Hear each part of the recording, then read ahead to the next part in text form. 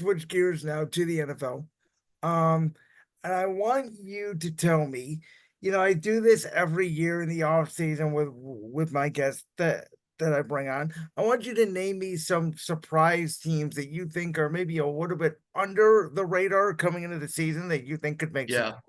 and then some teams that you think are maybe overhyped that aren't going to be as good.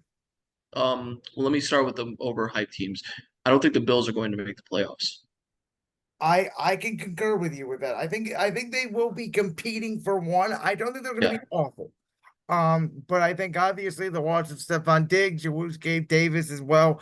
I think there's an identity. Now, I think the NFL has clearly moved into the me. If you have a great quarterback and Hmm. preferably an offensive coach, you're going to win games. Now, Buffalo Yeah. is a defensive coach.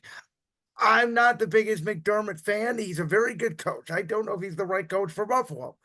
But I think as long as you have Josh Allen, you're going to win games. But I don't think they're the best team in the AFC East. No, no, not at all. Um,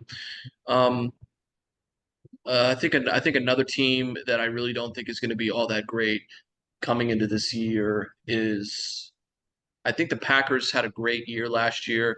Jordan Love, I mean, he played against Kent State when we were there in the Smoothie Bowl. That's what it was called, right? The Smoothie Bowl.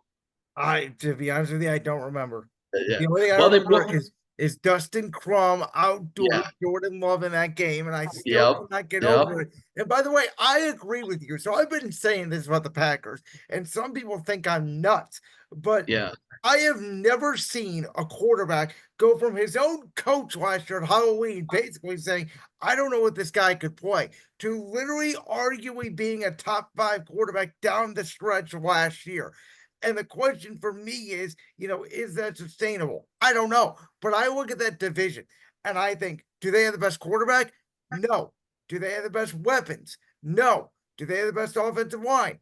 No. Do they have the best defense? No. There's nothing Green Bay has that tells me they're better than Detroit, at least. They have the second best quarterback. Jared Goff is the best quarterback in that division. Well, I don't know. Do they have the third best? Because you know where I'm going. I think Caleb's going to come in this league and work immediately. Well, I think. go. All right. All right. All right. I hear you. I hear you on that. I hear you. Well, tell me, what do you think of Caleb in Chicago? Because I think they're taking a big leap. Well, I think he's a rookie. I mean, Caleb Williams was. I mean, people thought he was really going to be a two-time Heisman winner. I mean, I covered the. I was doing some freelance. Sorry, the background noise. If you can hear that, I got my windows. Go ahead, keep going. Was doing some freelance coverage before I came to WDTB.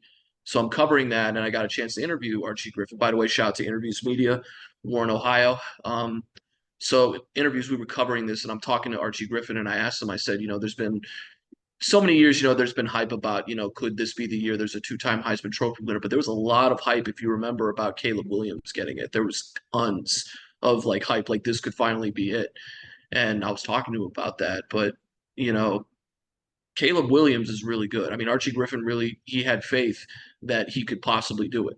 And when that's coming from Archie Griffin, you're very talented. I mean, Caleb Williams had a great season. He had a disappointing season for USC. They had a very disappointing season together. But Caleb Williams was one of those quarterbacks. Like if he's available at one, you take him.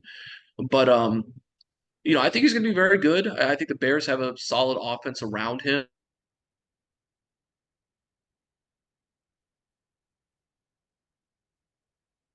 I see more from Caleb Williams. I think Jordan Love is clearly the second best quarterback in that division. But I'm with you on the Packers because they barely got into the playoffs last year, but they were able to go on the road against a Dallas team who they had no business winning against, and not only beating them, but the game was over at halftime. The game was That over takes a five lot of minutes into the ability game. Let's to be be able to honest. do that. Right. I mean, yeah, that takes a lot of ability for you to be able to do that in year two. So you got to give Jordan Love his respect there. But I just don't think the Packers are going to be as good as people say. And the reason why I say that is because the Lions are going to the Super Bowl. I I mean, sort of feel the way I sort of feel that way. the Lions are going to be just an unstoppable force this year, and it's not even going to be funny. Jordan Love, I mean, not Jordan Love, Jared Goff I think could win the MVP this year. I think the Lions are going to be that good. Well, they go as far as you and I both think that they could potentially. Now, I did my early NFL predictions in May. Every year I come out Labor Day weekend, I usually take August off. That's the one month of the year I take the podcast off. I hate talking NFL preseason. I can't stand watching it. I mean, So do I. I can't stand it. So Unless it's your team, unless yeah, it's your own team. yeah, no, Like I that can watch Browns preseason games, but I can't watch preseason unless there's somebody from my city or somebody like remember when Dustin Crum was with the Chiefs, or if I have like a connection with a certain player who's like on the team, I'll watch it. But I'm not sitting down and watching like every single preseason game highlight on YouTube like when I have time. You know what I'm saying? It's no, not worth it. and I mean they're playing vanilla defenses. I mean, I've always said, what can you get from NFL preseason? They need to just play 2 games Which at most. which I think is why, and you said that you don't love the 18 game season, but I think that that's where we're heading, and I think that's where we're gonna get 2 preseason games. I think it's gonna start the regular season on Labor Day weekend. I think in order to make it work, Dante, and I get it, there's concerns about injuries and all that. I understand it. But I think if you give a team an extra bye, which would essentially push the season back to the Super Bowl would be on President's Day weekend, which is what the NFL wants anyway. Um, I think it could work, especially if you expand the rosters, because I don't love 17. I just think having an odd number of games is odd. Like I would have preferred going from 16 to 18 as opposed to 17. That's just me. Yeah. Yeah. Yeah. Um, so the other team, by the way, that I have said that there's there's two other teams in the NFC that one of them I think is going to be absolute trash. One of them I think could be a playoff team, but I don't think they're going to be as good as people think. I think Washington could top Dallas for second in the NFC East. Now, I think my Philadelphia Eagles are going to have a bounce back year this year. I think that we are going to win the NFC East this year. Obviously, we had a guy with a pencil in his ear, coaching my defense at the end of the year last year. My old team fell apart. But Dallas to me, Dante, like they didn't do anything in the offseason. They didn't address anybody. You got Mike McCarthy out here saying he's fed up with Jerry Jones. You got Dak Prescott asking for $60 million. You got Hot garbage. you got CeeDee Lamb saying Yep. that He they needs to demand a trade. If I was CeeDee Lamb, I'd demand a trade. I can't play for this team anymore. wow. Okay. I mean, you got CD saying he wants a contract. You got Micah wanting the contract. Like, I think this is a potential for Dallas to be like 7, 8 wins. I don't I think they're agree. as good as last year. I Um, agree. Now the other team that I think this team has a potential to be a bottom three team in the NFC, the New Orleans Saints. I don't know what they are. I have compared them to the Wizards of the NBA. They're a franchise that's just there. I don't know what their direction is. Derek Carr is a disaster to me. And I defended him for years when he was in Oakland and Vegas, but he looked like a mess last year in New Orleans. And like I said, I don't know their identity. And listen, I don't know if Bryce Young's going to work, but I'm just writing off year one because I don't know if anybody could succeed in that mess. And, I think like Carolina did some moves that could put them maybe ahead of New Orleans in that division. I'm not saying they're going to be good, but I think the Saints are a disaster. Some people think they're a playoff team, and I think they're like a 4-win team. I agree. I agree. I think Derek Carr, the contract that they gave to Derek Carr was horrible. I mean, that's all you could say. It was horrible. I mean, I think Derek Carr is talented, but it's like you said. I mean, he's just so hit and miss and inconsistent. I think what they should have done was just rode with Jameis Winston as their quarterback. I'm not saying you should have gave him a max contract, but they should have just continued to roll with Jameis Winston. I mean, the Saints have like playmakers on offense. I mean, you have a Chris Olave, you have some weapons, but I agree. I don't think the Saints are going to be a very fun team to watch this year either. Another team in the AFC that I think is going to be pretty mid is going to be the Steelers. I'm not just saying that as a No, I Browns mean, the fan. back half of their schedule was absolutely brutal. I said Yeah. this is the first year that I think they do go under 500. And by the way, I don't care about the fact that Mike Tomlin signed the contract extension. I could see this being his last year in Pittsburgh. Oh, I can too. I can too. This is the thing. Steeler fans, for some reason, whenever the team like kind of like spirals, their first finger that they point is at Mike Tomlin. And I'm thinking to myself,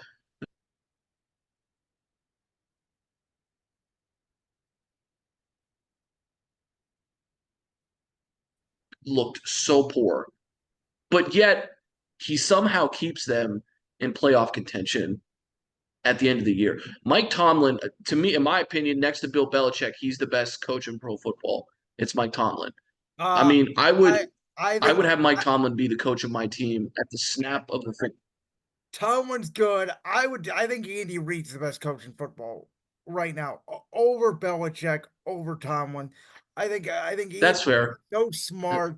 And listen, he needed Patrick Mahomes. We can all acknowledge that. Great coaches need great quarterbacks. And Yeah. Tomlin hasn't been as good without Ben, and Belichick fell apart without Brady. Yeah. What the hell has New England been the last 2 years? You couldn't tell me, nobody could tell me. They're a mess. I mean, I don't know how good Drake May's going to be, but I'll tell you what, if he succeeds there, he's going to be good because I don't He think he has any chance of succeeding this year, and that's not his fault, but it's just the reality of the situation. yeah, yeah. But yeah, the Steelers are a team. I agree. The Steelers aren't going to be a team. But in terms of teams that I think are going to be very good this year, um, you look at the AFC West, I really like the direction that the Broncos are going in. Okay, so you and I'm not going to name names, but a couple of our PSR colleagues disagree with you. I agree with you. Denver's over under is only at 5.5. I think it's the best bet of the whole year. I don't know how Denver would not win at least 7, 8 games the way I see it. I think Bo Nix is probably your day one starter. And Bo Nix, he's got a low ceiling, but listen, he's with Sean Payton. He's a smart offensive mind. Denver's not a bad team. Well, They're he's not. Well, it's not going to be Bo Nix as the big offensive point. It's going to be Jarrett. It's going to be Jaleel McLaughlin, Youngstown State's own, who I had the privilege of covering when I was at WFMJ. Um, he's a beast. I'm telling you, he came into the league and he did exactly what people saw him do in the Missouri Valley Conference for years. Jaleel McLaughlin's going to be a superstar. He's going to be one of the next top five running backs in like 2 or 3 years. That's how good he is. So, Now, and I'm sorry to say this because I know you're a big Ohio State fan. I'm a big yep. Harbaugh guy. I have believed in the Harbaughs for years. Jim, John, I just like the Harbaughs. I like the way they coach. I like their intensity. I like the realness about them. And I think Jim Harbaugh, Justin Herbert, LA Chargers, after the disaster that Brandon Staley was, which he should have been fired a year before he was fired. I think the Chargers, and I thought the NFL gave them a pretty easy schedule too. Like I They think, did. most improved team in the league, they're definitely up there. Like I can see them 100% being a playoff team.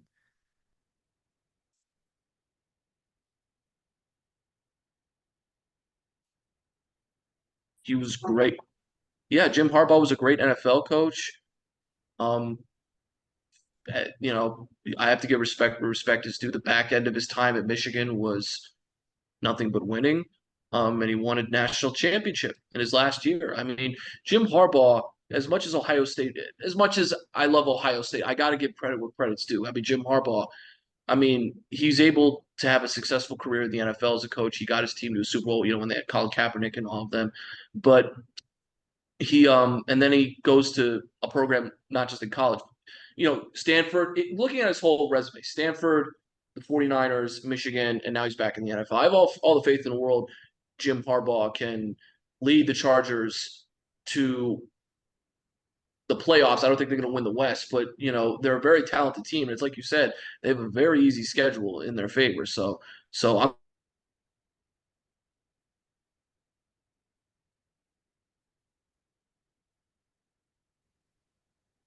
Is there a team who you think, is the biggest challenger, biggest competitor to Kansas City in their chance to repeat because I think obviously it's very hard and they've had a very noisy offseason. They've had a lot of arrests, does not look great. But I think if there is one team to ever have a chance to repeat with the infrastructure in place, it might be this team. The way I see it, the number one contender, I know a lot of people like Houston, and I get it. They made good moves, and I like them too. But I'm still saying, as long as the Bengals have Joe Burrow and he's healthy, that's Kansas City's biggest challenge to get back to a Super Bowl. All right. You know what? I told myself I wasn't gonna just think, I'm not gonna say it, but you know what? I'm just gonna say it. I think now before I say this, I want to emphasize when everybody that's supposed to be healthy is healthy. I think the Browns are the biggest threat to the Chiefs. And again, I'm from Cleveland. Tell you, I cannot disagree with you more. Just hear me out. I know, Go and this is the ahead. thing. I, What, I, what's it I'm. You explain? see, the newsroom I work in, there's people from all over the country. So I'm the only Browns fan. I'm the only person from Northeast Ohio. So they think I'm crazy for thinking the Browns are going to be so good this year. But I don't think it's that crazy because number one, they made the playoffs last year with their two best offensive weapons not healthy. They won 11 games. You know what I'm saying? That takes, some ability. No, and when you have someone, if Deshaun Watson can play the way he did in Houston, which he was up until he got hurt. If you remember the first week, the week before the announcement that the Browns were shutting him down, he led a comeback in Baltimore that was, in my opinion, the best game he's had as a Brown since he got here. I think that Baltimore win on the road, Undoubtedly. that was his best game as a Brown up to that point. Yes. When Nick Chubb is healthy, he's a top 5 running back in the league. Agree? Yes. The Browns have one of the best offensive lines in the AFC. And last year, I know you miss him in Philly, Schwartz, for years and years, the Browns had all this talent on defense, all this capital invested, and their defense was trash. But when you get a Super Bowl winning coordinator getting all this talent together, you're going to have the best defense in the league. And statistically, and this isn't opinion, this is fact, they had the best defense in the NFL for a greater part of the season Well, last at year. home, on the road, the defense was not the same. Okay, but it was an elite defense nonetheless, Brandon. So when you take all that together and then you plug in Jerry Judy with Amari Cooper on the left and the right side, and I think Jerry Judy is a dog. I just think he hasn't had anybody throwing him the ball since he got into the league. When Jerry Judy has somebody like Deshaun Watson again healthy, throwing him the ball, he'll be unbelievable. He could very well be wide receiver one over Amari Cooper. I So my thing is though that this Browns are going to win the North, but I think they can also challenge the Chiefs. well, my thing is though that the Stefanski Watson relationship last year was very weird. The whole is he gonna play? Is he not gonna play? Watson comes out, then he gets hurt against Indianapolis, then he's back a couple weeks, and he's out for the season. It reminded me a lot of Stefanski and Mayfield at the end. So I don't know if Stefanski and Watson can get along. And I just think, Watson's going to have to be Houston Deshaun Watson because, as we mentioned, the NFL now is a quarterback coach week. It's why I think the NFL is the easiest sport to bet. It's why, out of all the things that I bet, and I do best bet on this podcast during the football season, I take 5 games a week and I bet the spread. And I think it's one of the reasons why the last year I had a good year is because I was betting on quarterbacks and coaches. I get your point and I get the Browns roster. To me, the schedule is just such a gauntlet. It's the opposite of the Chargers. It's a complete gauntlet, especially at home. And I don't know. I have to see it. I don't even know if Stefanski's the best coach for the team. I don't know. I have to see him and Watson together for a full year and see the Browns overcome Baltimore and Cincinnati in the division. Yeah, yeah. I again, it's all going to come down to like them winning games in the division. I mean, they did that last year. They were able to they swept the Bengals. They split with the Ravens, and they split with the Steelers. But you know the AFC North is the best division in the AFC. We both know that. So it's going to come down to them winning. The division games because the Ravens are coming back as defending champs and they're going to be much better and they went to the AFC Championship last year, and you have the Bengals who are healthy again. So that's going to be difficult. I'm not worried about the Steelers at all. I don't think they're a threat. in the slightest sense. But I really truly believe, Brandon, if the Browns are all together collective and healthy and all those things happen, like I just said, and it's realistic that they can happen, but it's also realistic that they won't. And you brought up a good thing. Kevin Stefanski and Deshaun Watson getting along. I think they get along fine from what I've seen. But again, we're not in the facilities in Berea. You brought up good points, but I think the Browns are genuinely going to be a good team. And when they play the Cowboys week 1, 4:25 kickoff, national television audience, Tom Brady making his debut in the booth.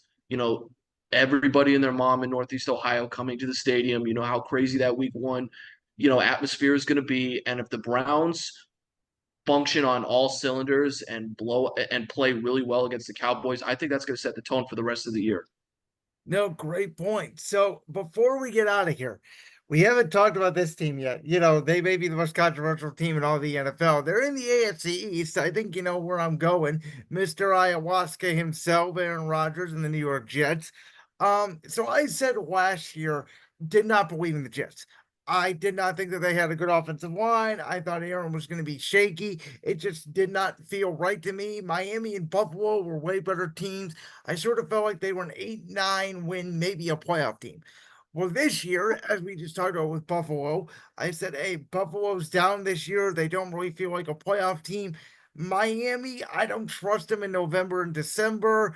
How good is Tua really going to be in the cold winter months? They lost a lot of pieces on defense themselves.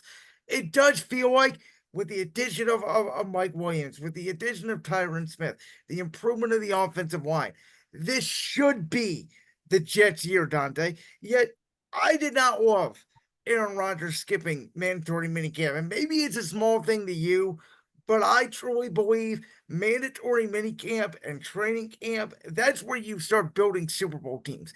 June, July, August, that chemistry.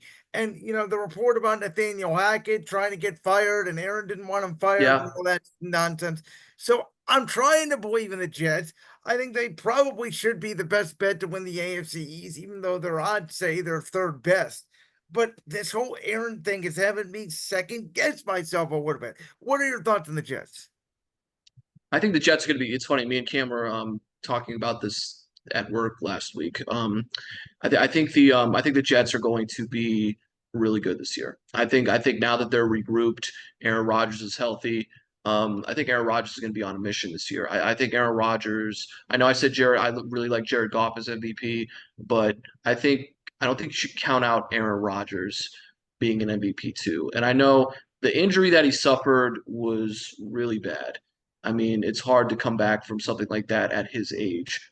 If Aaron Rodgers was a little bit younger, I wouldn't feel as like worried about him coming into this year. But he is up there. But from top to bottom, the Jets receiving core is it's really really good, and I really like the Jets defense. And even though they were hard to watch at times during the regular season, they were somewhat in the playoff conversation at the back end of the year, and they have a great coaching staff. So, I mean, it's all going to depend on Aaron Rodgers being healthy. I mean, it's as simple as that. I mean, you need to make sure you do everything in your power as the Jets to keep him healthy. I mean, it's going to be fun. It's going to be fun to see. It's going to be fun to see. I think the Jets are going to be very fun to watch this year. I think Aaron Rodgers is going to win Comeback Player of the Year. That's my pick to win Comeback Player of the Year. I think Aaron Rodgers is a really good pick to do that. And I think the Jets will make the playoffs. I don't think they're going to win the East. I really like the Dolphins. I'm a big Tua fan. From the way you sound,